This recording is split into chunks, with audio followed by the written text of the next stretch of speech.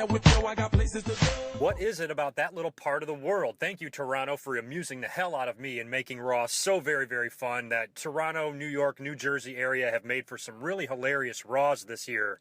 And it's got to be the first time the fucking giant swing and a This Is Awesome chant have been going on at the same time ever in the history of the business. Sorry I'm a little bit late this week. We're going to make this short and sweet. This is my Night of Champions predictions. And we're also going to talk about the McMahon-Daniel-Bryan storyline feud and angle that's been going on right now. I did not see Raw live. I was actually at the Chargers-Houston Texans Monday Night Football game. Luckily for me, after all the tailgating and everything, I was too drunk to even remember the end of the game, so I did not witness the Chargers actually choke away that game. But if they're going to have a bad year, fuck them. I'm a Lions fan anyway. And we've got the best heel in the history of the business right now on our team, and his name is Ndamukong Suh. Anyways, on to Raw. Not going to talk about everything because it's a couple of days old. I know you guys saw the show, but a couple things on the show I found interesting. One of those was the awesome return of Edge. It was great to see him. They brought back the Cutting Edge. His guest was Daniel Bryan, and they used that to hype up the match at Night of Champions. Triple H and Randy Orton came out. All of them traded insults against each other, and then Triple H says, "Hey, Edge, since I can't fuck you up, I'm going to fuck your friends up." And he brings out a laid-out Christian that apparently the Shield attacked backstage and beat the crap out of. This is a way to put him on the shelf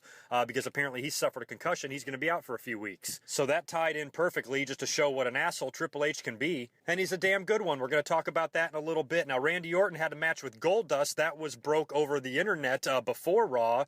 Even WWE had confirmed that. Goldust was going to come back on Raw to have a match with Randy Orton. If Goldust wins, then his brother Cody gets his job back. Now, I found this really interesting, the way they were trying to tie in a Rhodes-McMahon family feud. Now, there was a little bit of that back in the day. Dusty was a booker. He worked for the competition. He was head-to-head with the WWE when he was running and booking WCW and NWA, but he still wasn't the owner. I didn't see what the big deal was there, but when Dusty Rhodes came to the WWE in 1990 or 1989 and they put him in the polka dots, it was basically seen as a rib to Dusty that they're taking this NWA champion, already a Hall of Famer, a wrestling legend, a guy that's accomplished more than a lot of guys in the WWE had at that point currently, and they put him in polka dots and put him with Sapphire and make this stupid, ridiculous fucking gimmick out of him, and it was viewed as this big rib on Dusty. And I agree, it probably was, but it didn't stop either of those two parties from working together in the future, and I really didn't think there was any deep down heat. But I do like how they're touching on that, because the majority of the young fans don't even have a clue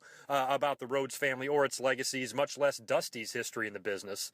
So now they have Goldust returning, who has pretty much opened up and everybody knows as Dustin Rhodes. They've known that for all these years now. So he comes back to defend the honor of his brother. If he can beat the WWE champion, Cody gets his job back. We knew going in that Dustin Rhodes, Goldust, is not going to return to the WWE after 3 years at the age that he's in and beat the WWE champion in this huge storyline. So we knew that wasn't going to happen. So Goldust was basically going to get shit on in this match no matter what. But it wasn't that bad. Goldust put up a hell of a fight. This was a great match. And it in no way, shape, or form was a squash, and Randy Orton got the surprise RKO at the end and won the match like he has so many other times against so many guys in surprising fashion like that, and it was great. And then, of course, he stands over Goldust and taunts him, and then they insult him, and Stephanie fucking gets in his face as he's leaving the building, and they just fucking ruin him and insult him and send him on his way. Now, I gotta wonder, we going to see Dusty next? This would be a perfect time to resurrect the old Hard Times promo that made Dusty Rhodes famous. Probably my favorite promo that he's ever cut. Probably a lot of fans feel that way back when. Probably 30 years ago now. But if Dusty were to come back and cut a promo like that in that style against the McMahon and Triple H regime, I think that would be great stuff. Because you know Cody's coming back. He just took time off to get married. And Goldust put on a pretty strong showing that it might earn him a late contract here in his career. So all that was really good, but more on the McMahons and Triple H in a minute. I wasn't too big of a fan of the Paul Heyman medical exam. I kind of thought that was stupid and hokey and kind of a little bit going overboard. We all know how Paul Heyman is a pussy. We all know he's making everything up and he's fucking lying. It seems to me they're just trying to kill time until the big match at Night of Champions, but the match isn't even that big. It's Curtis Axel, Intercontinental Champion, no title on the line, who cares? Who wants to see Punk as the Intercontinental Champion anyway? Which means that inevitably CM Punk will get his hands on Paul Heyman. So now on Raw, he tries to wiggle out of the fucking match by claiming an injury. CM Punk hits the ring with the kendo stick, chases off, Curtis Axel, and Paul Heyman hightails it the fuck out of there, showing that he wasn't hurt all along. Big fucking surprise. We all knew that. So the match at the pay-per-view, we'll talk about that later on, but it's not even that interesting of a storyline. I'm just ready for CM Punk to go ahead and get his hands on Paul Heyman and go ahead and end this whole fucking thing, because the Curtis Axel, I like him. I like that he's there. I love Kurt Hennig. I root for his family, and I love that they put the Intercontinental title on a father-son combination, but there's something about Curtis Axel that's just not doing it for me. I hate to sound like a smark. I don't dislike him. I'm still rooting for his success. I hope that, he can somehow, I don't know, connect with the audience or somehow do something to get himself over a little bit more, but his association with Paul Heyman right now is not doing as much for him as I was hoping it would, and this match with CM Punk, I'm sure Punk is going to wind up beating him and getting some sort of revenge on Paul Heyman. But all in all, I thought the whole segment with Paul Heyman faking the injury was kind of stupid, and Brad Maddox was out there kind of playing the role as the babyface. Did I miss something? What's going on with that little fruit? Is he now a babyface? I can't even fucking keep track, or maybe he's just being a face for the moment or trying to please the fans, and he's really a little dick at heart. That's what I'm thinking. The main event was Daniel Bryan versus Dean Ambrose. The big show was going to be in Daniel Bryan's corner, and finally, when it was all said and done, Daniel Bryan finally gets one over on the McMahons. Not only did he beat Dean Ambrose, wait, I think he did. Yes, he did beat Dean Ambrose. But then at the end, when he was attacked by Randy Orton, and they're getting in the Big Show's face again. Come on, you got to kick Daniel Bryan's ass. You got to knock him out, punch him in the face, do what we say. You need this job. You're a broken down piece of shit, shell of a man. You cannot live without us. You crying big fat bastard. Do what we say. He's fighting it. He's emotional. He can't decide what to do. All this takes so long. Randy Orton getting in the Big Show's face that Daniel Bryan finally comes running 172 miles an hour and pops Randy Orton right in the fucking face with a pair of knees, and finally the show ends with Daniel Bryan finally being the one on top for once. It makes me wonder, kind of gives WWE all the more reason, to sabotage the fans in the end at Night of Champions. We'll have to wait and see. But the final segment on Raw, I guess, was okay, but really that's all Daniel Bryan gets, are knees to the face. Now, last time I did a commentary, I came up here and tore all the fucking fans apart for stop being little bitches and worrying about Daniel Bryan not getting any revenge against Triple H, because it's only been 3 fucking weeks in SummerSlam. So chill the hell out and relax and watch this storyline. It's going to be great. Are you guys not fucking watching this? This is fantastic. Look at what TNA is doing. Somebody put on my Facebook page the other day a picture of a house show. I swear to God, there was 111 fucking people there. I throw parties bigger than that. There's no fucking comparison between these shows. This is a great storyline, I think. When I started doing these commentaries over 3 years ago, you know what was going on? It was the Nexus.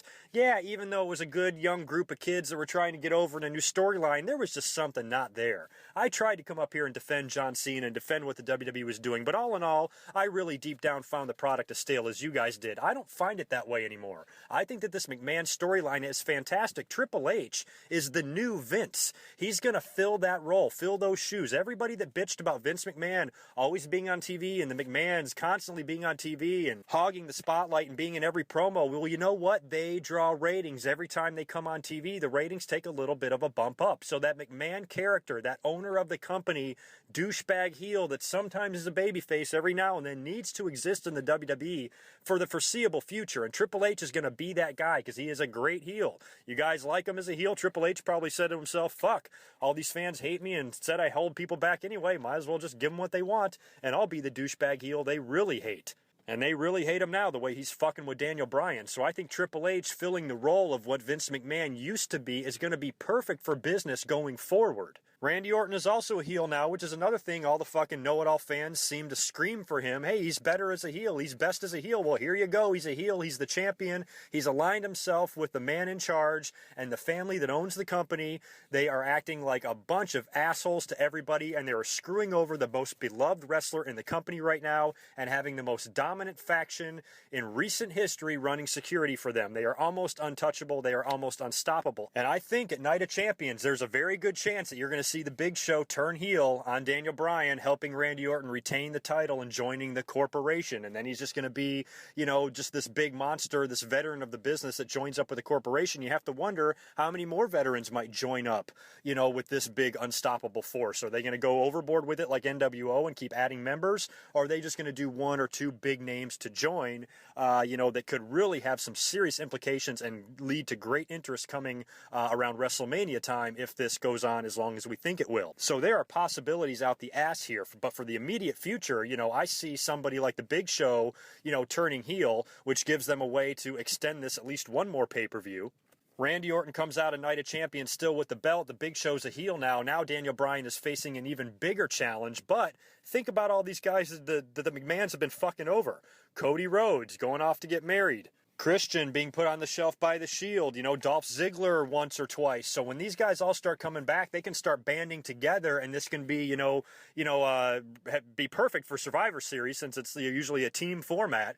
So you can have a whole bunch of guys, trying to rise up together and take on the evil corporation. It could lead to huge Survivor Series matches, which could be the culmination and the blow-off of the Randy Orton-Daniel Bryan feud. That's what I think. It kind of reminds me of CM Punk when he won the belt a couple years ago in the summer. He had to have a couple of matches with Triple H first, and then finally at Survivor Series he was able to get the match again, and he won the title. I think Randy Orton comes out of Night of Champions with the belt. They have another rematch, or maybe the person involved in the decision gets the match with Daniel Bryan, and then Daniel Bryan gets the match at Survivor Series and finally wins the belt there. Whatever happens, they're going to put the belt on him, you can tell. It just might not be this Sunday. So all in all, I think the storyline is going pretty well. It's pretty interesting, and it's something that I think we've really needed, and I think it can only get better, especially if it lasts up until the beginning of the year, and then you start building for WrestleMania, and that's just when the big-time angles really kick into high gear. And if you have this McMahon corporation in the middle of that, that's just going to make for some great stuff.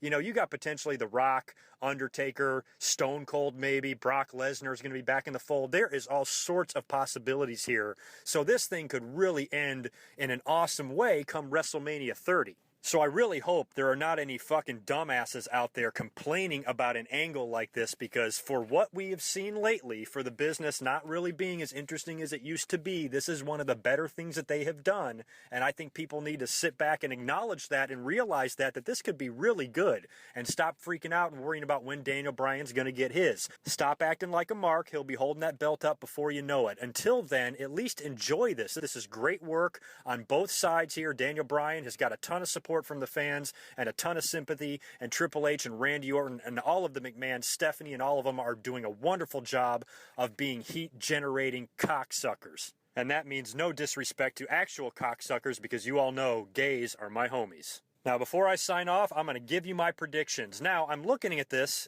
To my count, I only see 5 matches. Is this fucking right? Are they going to add something at the last minute here? Maybe after SmackDown tapings, they'll add a match. But all I have is about 5 matches, and 2 of them I really don't even give a shit about. So anyway, we already talked about Randy Orton, Daniel Bryan. I am predicting Randy Orton wins and retains the WWE title. One more pay-per-view. Daniel Bryan gets fucked over again.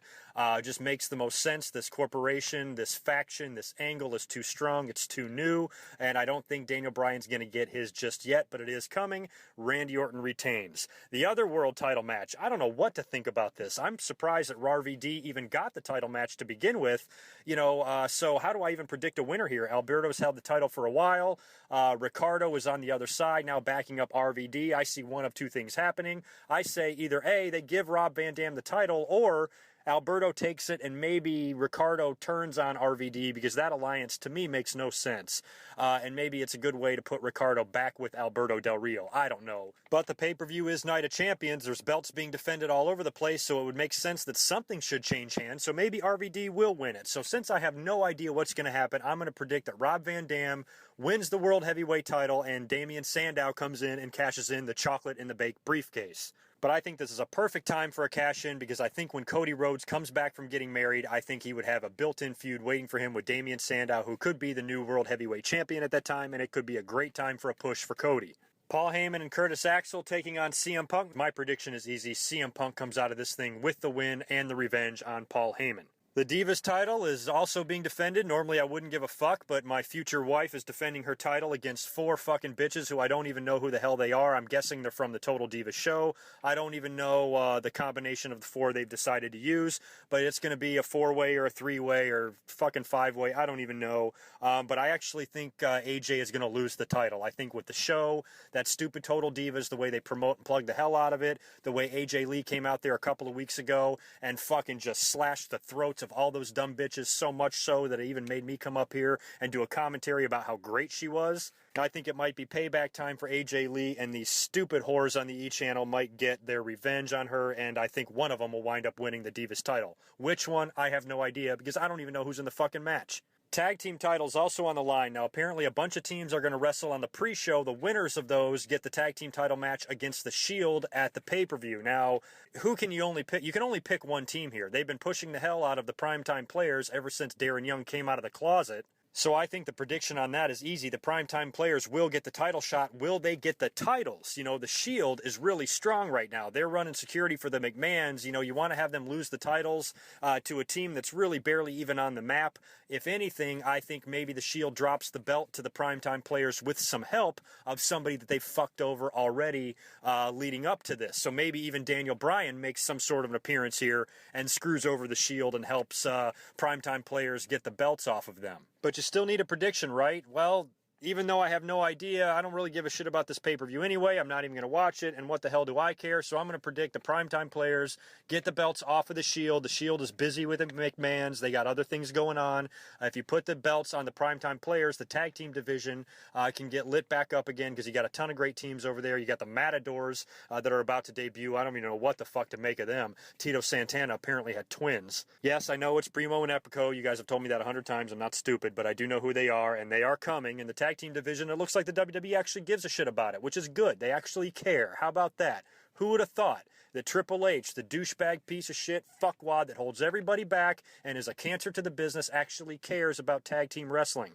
I don't know anybody else that does. So anyway, I basically pulled those predictions right out of my ass. We'll see how well I did. I felt like I pulled my SummerSlam predictions out of my ass, and I think I went perfect. I got every match right. So we'll see on this pay-per-view if I do, in fact, get every match right. And I can't think, are there any other belts that I can't think about in WWE right now that are going to be defended on the show? What about the U.S. title? Who the hell is the U.S. champion? Dean Ambrose, right? Does he have a match on here that I don't know about? So anyway, obviously, I did not do my homework on this, but you know what? I don't give a shit. This seems like a throwaway pay-per-view anyway. I'm ready to get it over with and get on to the next one. You guys take care. Enjoy the pay-per-view. I will be back up here after Raw to talk about it all. Peace.